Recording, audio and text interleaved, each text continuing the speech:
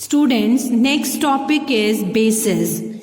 First of all, definition of a base. A base is either metallic oxide, that is, it contains O-2 ion, or metallic hydroxide containing OH negative, or ammonium hydroxide, which when reacts with hydronium ion of an acid gives salt and water only.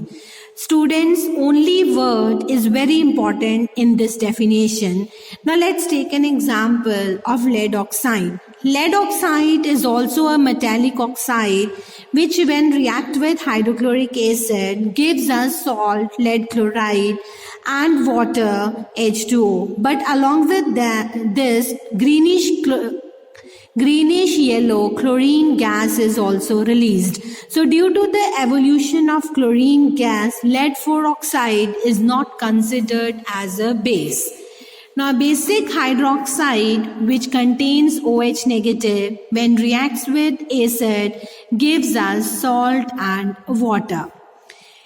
Next is alkali. Alkalis are also basic hydroxides which when dissolves in water produces hydroxyl ion, but alkalis are soluble in water.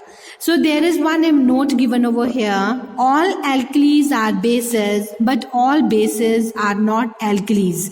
For example, ferric hydroxide and copper hydroxide are a base because it contains hydroxyl ion, but they are not soluble in water, therefore they are not alkalis. Alkalis are the metallic hydroxides which are soluble in water. Next topic is classification of bases. Bases on the basis of strength, it is classified into two main categories, that is strong base and a weak base. Strong base is a base which completely ionizes to give us more concentration of OH negative, for example NaOH.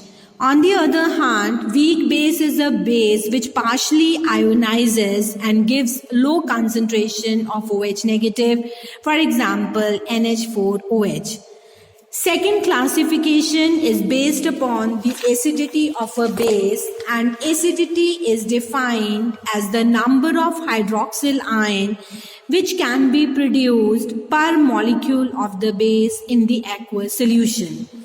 And based upon it, bases are classified into three main categories. First one is monoacidic base, which on ionization gives us one hydroxyl ion, for example NaOH. Second is diacidic base, which on hydrolysis or which on dissociation gives us two hydroxyl ion. Triacidic base, for example aluminium hydroxide, which on ionization produces 3 hydroxyl ion, therefore it is known as triacidic base. Next topic is methods of preparation of bases. First method is from metals. Metals when react with oxygen, it gives oxides, and these oxides are considered as a base. For example, Na plus O2 gives Na2O. Second method is by the action of water on reactive metals which are present above hydrogen in the activity series. For example, potassium K, when dissolved in water H2O, it gives KOH plus bubbles of hydrogen gas is released. Third method is by the action of water on metallic oxides, for example, sodium, potassium and calcium. When they are dissolved in water, they form hydroxides which are considered as a base, and they are also alkalis because they are soluble in water.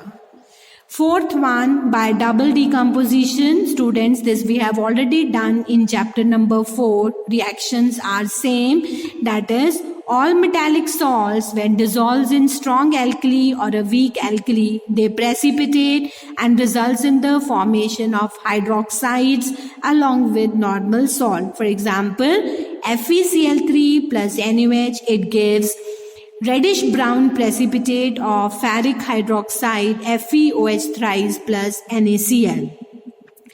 Fifth method is by the action of oxygen on metallic sulfides. For example, zinc sulfide, when combines with oxygen, it forms metallic oxide, zinc oxide. Along with that, sulfur dioxide gas is released. Fifth method is by the decomposition of the salts like calcium carbonate on heating, decomposed to give us basic oxide, calcium oxide, and carbon dioxide gas is released. Now in this case, students, as you know, sodium and potassium, they are highly reactive, therefore their carbonates do not decompose on heating. Next is nitrates, metallic nitrates on heating decompose to give us oxides. Along with that, reddish brown gas NO2 and oxygen is released. But sodium and potassium nitrate on heating decompose to give us metallic nitrites, and along with that oxygen gas is released. Seventh one, ammonium hydroxide, that is NH4OH, which is a weak base. It is prepared by dissolving or by passing ammonia gas through water. So this finishes with methods of preparation. Next is physical properties of bases. Physical property, first one, they have a sharp and bitter taste and also changes the color of the indicators as we have done in acids. Litmus paper turns red to blue, methyl orange to yellow, phenolphthalein colorless to pink. Third physical property, they are soapy substances, that is they are slippery to touch. As you know that alkalis reacts with oils to form soap. As our skin contains oil in the form of fat, hence when we touch caustic soda, that is NaOH, a reaction takes place and soapy solution is formed. Fourth point, they are strong electrolytes. For example, NaOH in the aqueous form dissociate to give us ions Na positive and OH negative and behaves as a strong electrolyte. Then fifth one, they show slight burns on the skin, therefore they have mild corrosive action and less corrosive than acids.